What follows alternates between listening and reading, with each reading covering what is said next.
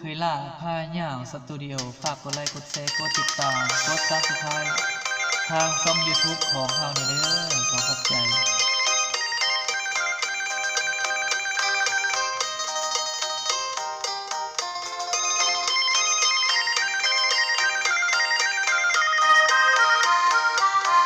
เห็นน้ำท่วมนา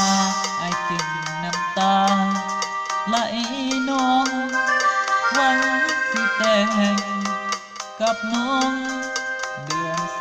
12สัญญาว่าไว้ขายข้าวอยู่นาแล้วจะมาสู่ขอตามไว้เก็บเกี่ยวเข้านาเมื่อใดอายจะไปจัดงานวิวาเห็นน้ำท่วมนาขอเปลี่ยนสัญญากับคนดีอายขอเปลี่ยนทันที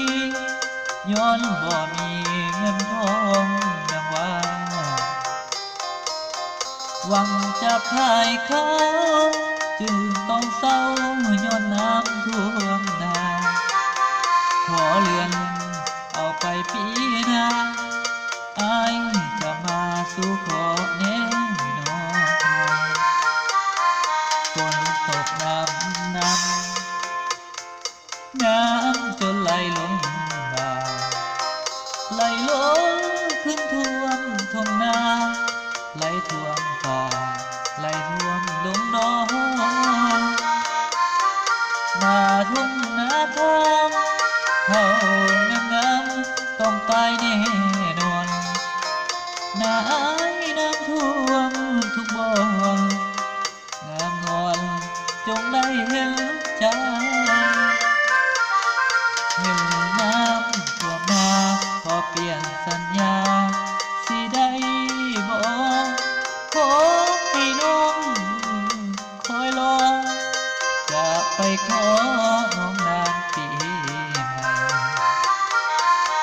ปีนี้ผิดหวังแต่ก็ยังปีหน้าต่อไป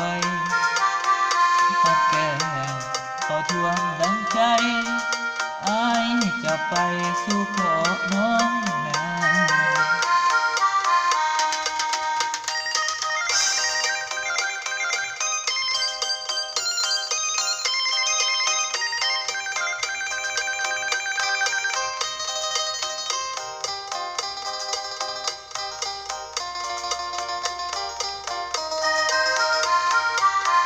ฝนตก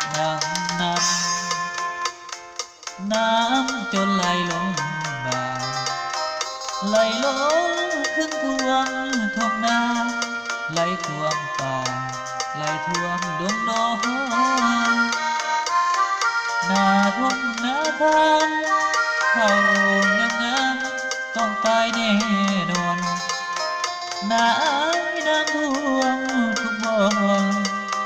งามงอนจงได้เห็นใจเห็นน้ำท่วมนาขอเปลี่ยนสัญญาสิได้บ่ขอให้น้องคอยรอจะไปขอน้องนางปีใหม่ปีนี้ผิดหวังแต่ก็ยังปีหน้าต่อไปน้ำแก้มบ่ท่วมดังใจอายจะไปสู่ขอน้องนาน้ำท่วมนาเงินฮอดมาแต่งโอ้ยสงสารนะครับโมเห็นฮอดพกเข้าปีนี้โคตรน้ำท่วมฝากกดติดตามทางช่อง YouTube ลูกเคยล่าพาย่างเด้อ